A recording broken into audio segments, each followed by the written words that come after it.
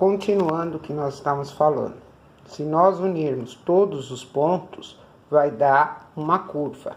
Veja bem, a função de segundo grau, estou confundindo com equação, é sempre uma curva, não é uma reta. E qual o nome dessa curva? É uma parábola. Não vamos esquecer disso, é só lembrar da antena parabólica, que ele tem a mesma forma que essa parábola, tá? Então, o que nós precisamos analisar nesse gráfico? Primeira coisa, a curva dela é voltada para cima. Eu costumo brincar, eu falo as pernas estão para cima, tá? Eu chamo isso aqui de perna, ela tá de perna para cima. Ela sempre vai ser dessa maneira por causa do A. Sempre que o A for positivo, ó, A maior que zero, ela vai ser voltada para cima. Se o A fosse negativo, ela seria de cabeça para baixo, perna para cima, tá? Ou que nem disse a professora lá no centro de mídia, aqui ela tá sorrindo, aqui ela tá chorando. O importante é saber que quando o A é positivo, ela é voltada para cima. Quando o A é negativo, ela é voltada para baixo. E isso eu não preciso fazer o gráfico para saber, basta olhar o A. Outro ponto interessante que nós temos que ver é esse ponto aqui, ó, onde o gráfico corta o eixo Y, tá? Onde corta o Y. Ele corta o Y no ponto o quê? 3. Quem é 3 nesse ABC aqui? É o C. Então, ela sempre vai cortar no ponto C. Ou seja, ela corta, vou pôr entre aspas aqui, que é intercepta, né? Mas é muito grande a palavra. No C. Qualquer parábola. Então, eu não preciso estar fazendo todos os gráficos para mim saber a concavidade dela, se é para cima ou para baixo, e aonde ela corta o eixo Y. Outra coisa, aonde ela corta X é sempre a raiz. Ela está cortando X? Não, ela não chegou perto do X, porque quando deu menos 1, aqui deu quanto? Menos 2, aliás, desculpa, 2, né?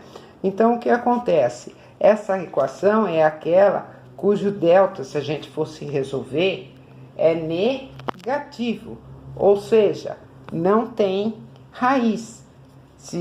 Quando a gente for fazer a conta, o delta dela vai dar o quê? B ao quadrado menos 4AC, estão lembrados? O B lá é quanto? 2. 2 ao quadrado menos 4, que multiplica 1, que multiplica 3. Delta vai ser 4 menos 12.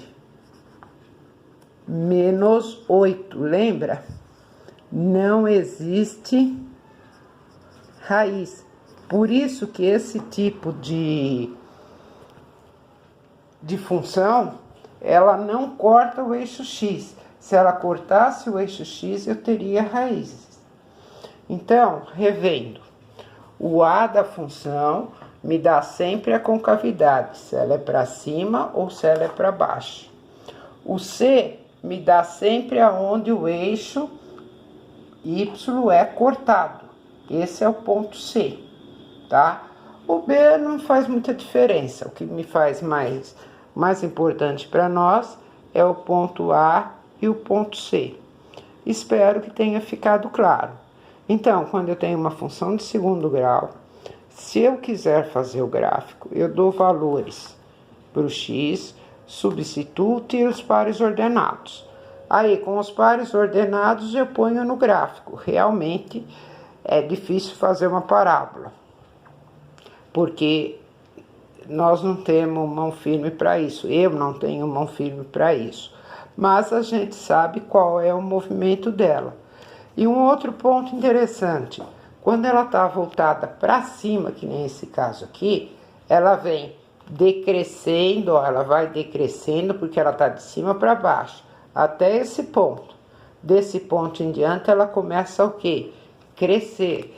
Então, veja, esse ponto aqui é chamado ponto de mínimo.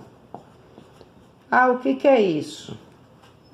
É o menor valor dela, tá? Em compensação, se ela tivesse voltada para cima, ao invés de ponto de mínimo, a gente teria ponto de máximo, porque ela faz isso, ó. Aqui seria o quê? Ponto de máximo. Então, vamos ver se eu consigo resumir. Ela é voltada para baixo se o A for negativo. Ela é voltada para cima se o A for positivo. Se o A é positivo, ela tem ponto de mínimo, é o menor valor. Aí ela começa a crescer outra vez. Exatamente o contrário daqui. Se ela tá para baixo, ela sobe, ela cresce, cresce, cresce até aqui, que é o ponto máximo dela. Então, nós dizemos ponto de máximo. Daí para frente, ela começa a decrescer, tá? Depois, no outro vídeo, eu vou ensinar a calcular esse ponto de máximo ou de mínimo, ok?